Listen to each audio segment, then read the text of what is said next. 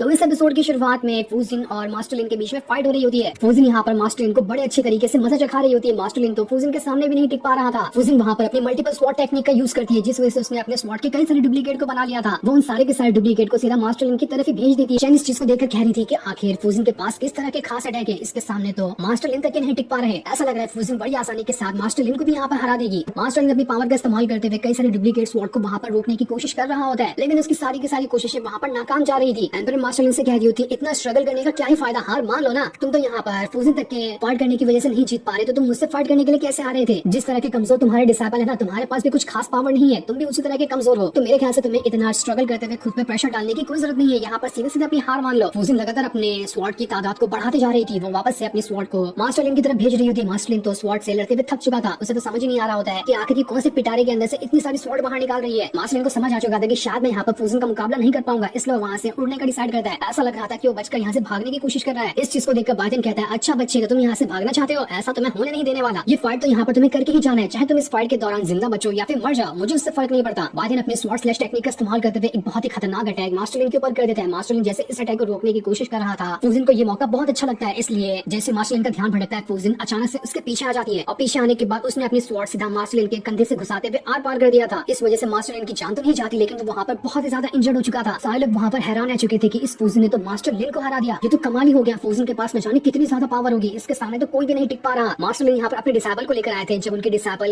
Emperor के कमजोर disciple को नहीं हरा पाए, तो उन्हें क्या लग रहा था कि वो यहाँ के सबसे नंबर 1 डिसाइपल जो कि फूजिन है उसे हरा देंगे। ऐसा तो कभी नहीं होने वाला था। बहुत मजा आया यहाँ पर मास्टर लिन की बेइज्जती होता हुआ देखकर। एम्पर मास्टर लिन से कह रही होती है, आप तो मानते हो ना कि तुम यहाँ पर हार चुके हो, तो बताओ अपने कौन से डिसाइपल को यहाँ पर गिरवी रखना चाहते हो? जल्दी जल्दी बताओ, मुझे ज्यादा देर तक इंतजार करने की ना आदत नहीं है। मास्टर लिन कह रहा होता है, ठीक है, मैं यहाँ पर अपनी हार मानता हूँ और तुम्हें अपने सेट की खास चीज भी दे दूंगा, लेकिन मैं ये नहीं कर सकता कि अपने किसी डिसाइपल को यहाँ पर गिरवी रखूं। ये मेरी शान में शोभा नहीं देता। मेरा कोई भी डिसाइपल आज तक कभी गिरवी नहीं रहा है, तो आज भी नहीं रहेगा। एम्पर कह रही होती है, देखो यहाँ पर बात तो पहले से हो चुकी थी कि तुम्हें किसी न किसी डिसाइपल को तो गिरवी रखना ही है, इसलिए जल्दी से किसी डिसाइपल को यहाँ पर गिरवी रखो, अपने सेट की खास चीज यहाँ पर लेकर आओ और इसके बदले डिसाइपल को ले जाना। तब चेंज होती है, एम्पर के सामने आती है, उनसे कह रही होती है, मैं यहाँ पर गिरवी होने के लिए तैयार हूँ, आप मुझे एज अ हॉस्टेज यहाँ पर रख सकते हैं, मुझे इससे कोई आपत्ति नहीं है। जो देखकर मास्टर लिन एम्पर से कह रहा होता है, वो तो यहाँ पर चैन ने मान लिया, लेकिन मैं नहीं मानने वाला था। देखना, अगर चैन को एक खरोच भी आई ना, तो मैं तुम्हारे पूरे के पूरे सेट को बर्बाद कर दूंगा। इस बार तो मैं अकेला आया था, अगली बार मैं अपने और भी साथियों को लेकर आऊंगा जो तुम्हें नहीं छोड़ेंगे, इसलिए चैन के ऊपर एक खरोच तक नहीं आनी चाहिए। जिस पर एम्पर कह रही होती है, ये तो तुम्हारे ऊपर ही डिपेंड करेगा, तुम अपने सेट की खास चीज लेकर आ जाओ, तब तक कि मैं अपना प्रॉमिस निभाती हूँ कि चैन को यहाँ पर एक खरोच तक नहीं आएगी। लेकिन अगर तुम अपना प्रॉमिस निभाने से चूक गए, तो उसके बाद चैन का क्या होगा वो तुम सोच भी नहीं सकते। जिसके बाद मास्टर लिन वहाँ पर एग्रीमेंट भी साइन करके दे देता है कि हाँ, मैं अपने सेट की खास चीज लाकर तुम्हें दे दूंगा। और उस एग्रीमेंट को लेने के बाद एम्पर मास्टर लिन से कह रही होती है, ठीक है, अब तुम यहाँ से जा सकते हो। जितनी जल्दी तुम अपना प्रॉमिस निभाते हुए यहाँ पर वापस आ जाओगे, उतनी जल्दी तुम चैन को यहाँ से लेकर जा सकते हो। इसलिए मास्टर लिन गुस्से में अपने डिसाइपल के साथ वहाँ से चला जाता है। उसके जाने के बाद एम्पर जो होती है फूजिन और बाइडेन से कह रही थी, तुम दोनों ने आज यहाँ पर कमाल ही कर दिया, तुम दोनों ही हमारे इस सेट की शान हो। तुम्हारा परफॉर्मेंस देखकर मैं बहुत ज्यादा खुश हुई। आज के बाद से मेरा जो सीक्रेट रूम है, जिसके अंदर मार्शल आर्ट वगैरह के रिसोर्सेस रखे जाते हैं, तुम वहाँ जाकर जितने भी रिसोर्सेस चाहिए होंगे उसका इस्तेमाल कर सकते हो। आज के बाद से तुम्हें कोई भी रोकने टोकने वाला नहीं होगा, तुम्हारे पास अनलिमिटेड रिसोर्सेस होंगे। जो सुनकर दो बाइडेन और फूजिन वहाँ पर एम्पर का शुक्रिया कर रहे हैं, उन्हें इतना अच्छा ऑफर देने के लिए, क्योंकि उस सीक्रेट कमरे में खास करके जितनी भी हाई लेवल की स्पेशल चीजें होती है उसी चीजों को रखा जाता है। तब चैन जो होती है वो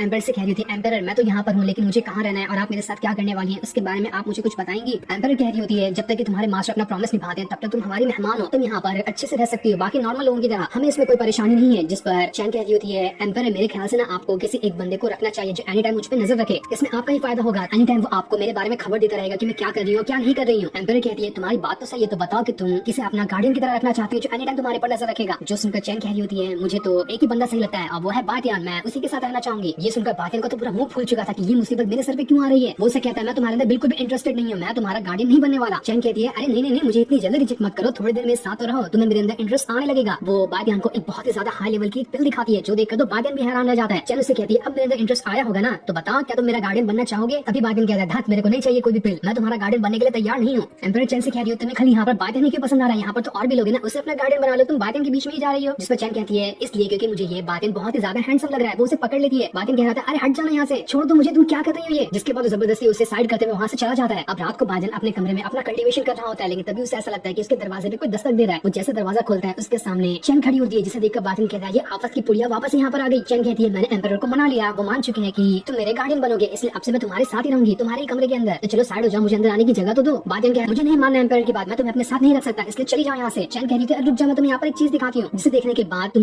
मुझे अपने साथ रखने के लिए मान जाओगे। तो वापस से उसे हाई लेवल वाला वही पिल दिखाती है, जो कि असल में पिल नहीं बल्कि उसके अंदर एक बहुत ही पावरफुल स्वॉर्ड टेक्निक है। उसे देखकर बातिन कहता है ये तो बहुत ही खास ट्रेजर है, आखिर ये तुम्हें कहाँ से मिला? चैन कहती है आ गया ना तुम्हें मेरे अंदर इंटरेस्ट, चलो हटो मुझे कमरे के अंदर जाने दो। अरे वाह तुम्हारा कमरा तो बड़ा ही कमाल का है, क्या बड़ा कमरा है, एकदम शानदार। वो बातिन से कह रही होती है मैं यहाँ पर ना तुम्हें वही पावरफुल पिल दे दूंगी जिसके अंदर स्वॉट टेक्निक है, लेकिन इसके बदले तुम्हें मुझे अपनी स्वॉट टेक्निक सिखाना होगा कि आखिर तुम किस तरह से स्वॉट चलाते हो, जो तुमने जिनियन को भी बड़ी आसानी के साथ हरा दिया। बातिन उससे कह रहा होता है तुम बहुत ही ज्यादा ना बेवकूफ हो, तुम्हें क्या लगता है कि इस स्वॉट बॉल के अंदर जो टेक्निक है उसे तुम आसानी से कल्टीवेट कर लोगी? ऐसा नहीं होने वाला, साथ ही तुम्हें मेरी वाली भी टेक्निक चाहिए। तुम्हें पता है मेरी वाली टेक्निक बहुत ही ज्यादा खतरनाक है, मैं फुल पोटेंशियल के साथ खुद भी उस टेक्निक का इस्तेमाल नहीं कर पाता हूँ क्योंकि मेरी बॉडी उतनी ज्यादा पावरफुल नहीं है। अगर मैं हाई लेवल की स्वॉट टेक्निक का इस्तेमाल करूँ तो मेरी सोल डैमेज हो सकती है। वैसे भी तुम्हारे पास सिर्फ एक ही स्वॉट बॉल है जिसके अंदर सिर्फ एक टेक्निक है, ऐसे 4 और होने चाहिए। जब चारों के चारों स्वॉट बॉल आपस में मिलकर जो स्वॉट टेक्निक बनाएंगे ना वो होगी फुल पोटेंशियल वाली स्वॉट टेक्निक, जिसे सीखने के बाद भले से तुम्हारी फिजिकल बॉडी उतनी पावरफुल ना हो लेकिन तब भी तुम फुल पोटेंशियल का इस्तेमाल कर पाओगे किसी के ऊपर भी अटैक करने के टाइम, और उसके बाद तुम्हारी सोल भी डैमेज नहीं होगी। लेकिन तुम्हारे पास तो सिर्फ एक ही बॉल है जो कि सिर्फ 25% ही पोटेंशियल बनता है, इसलिए आखिर मैं इसका क्या ही करूं? तब चैन बातें से कह रही होती है तुम यहाँ पर मुझे टेक्निक सिखाना शुरू तो करो, अगर तुमने यहाँ पर अपनी वाली स्वॉट टेक्निक मुझे सिखा दी तो मैं तुम्हारे लिए 3 और बॉल खरीद दूंगी, उसके बाद तुम्हारे पास चारों के चारों स्वॉट बॉल हो जाएंगे। जो सुनकर तो बातें खुश हो जाता है कि अरे वाह ये मेरे और ज्यादा खरीद देगी। तब वो उससे कहते हैं ठीक है मुझे तुम्हारी डील मंजूर है, मैं तुम्हें यहाँ पर अपनी स्वॉट टेक्निक सिखा दूंगा। जिस पर चैन कह रही होती है जिस बंदे के पास बाकी के 3 स्वॉट बॉल है ना वो बहुत ही ज्यादा खड़ूस किस्म का आदमी है, वो जल्दी अपने स्वॉट बॉल को नहीं बेचने वाला, अगर वो नहीं बेचेगा तब तुम क्या करोगे? जिस पर बातें कह रहा होता है चलो मुझे तुम वहाँ पर ले तो जाना, मैं उसे मना लूंगा स्वॉट बॉल बेचने के लिए, तुम उसकी टेंशन मत लो। तब चैन कह रही थी ठीक है हम कल सुबह ही उस बंदे के पास जाने के लिए निकल जाएंगे, लेकिन तुमने मुझे वादा कर लिया अगर उस बंदे ने अपनी बाकी की 3 बॉल को बेचा या नहीं बेचा लेकिन तब भी तुम्हें अपनी स्वॉट टेक्निक मुझे सिखानी होगी। जिस पर बातें कह रहा होता है ठीक है मैं तुम्हारी ये शर्त मानता हूँ, लेकिन अगर उस बंदे के पास स्वॉट बॉल नहीं हुई ना तब देख लेना मैं तुम्हारी बहुत बुरी हालत करूंगा। जिस पर चैन कह रही है ठीक है मैं भी तुम्हारी बात मान लेंगे, तो बताओ कि मैं कहाँ पर सोऊं, क्या तुम भी मेरे साथ एक ही बेड पर सोना चाहोगे क्या? क्योंकि अगर मैं किसी और के बेड पर सोऊं तो हो सकता है कि वो बंदा मेरे साथ कुछ गलत भी काम कर दे। जिस पर बातें कह रहा होता है तुम्हें डर नहीं लगता कि मैं अगर तुम्हारे बाजू में सोऊंगा तो मैं भी वैसी हरकत कर सकता हूँ? जिस पर चैन कह रही होती है नहीं तुम तो बहुत ज्यादा हैंडसम हो, तुमने अगर वैसी हरकत की तो भी वो मेरे लिए एम्बैरेसमेंट फील नहीं कराएगा बल्कि वो तो मुझे अलग ही एंजॉयमेंट देगा। बातें कहना होता है देखो मुझे यहाँ पर वैसा लड़का मत समझो, मैं जा रहा हूँ दूसरी जगह सोने के लिए, तुम यहीं पर सो जाओ तब तक कि मुझे तुम अपना एक स्वॉट बॉल ही दे दो जो तुम्हारे पास है। जिसके बाद चैन अपना वो स्वॉट बॉल देने के बाद बहुत ही अलग ही पोजीशन में वहाँ पर लेट जाती है और बातें से कह रही होती है देखो मुझे फर्क नहीं पड़ेगा अगर तुम मेरे बाजू में आकर सो जाते हो तो। बातें कहना होता है अपना मुंह बंद करो, जिसके बाद अपनी पावर का इस्तेमाल करते हुए सामने एक पर्दा लगा देता है ताकि वो चैन को ना देख सके, क्योंकि बातें ठहरा सख्त लौंडा। जो सीन दिखाती है ये एपिसोड यहीं पर एंड हो जाता है। Thanks for watching.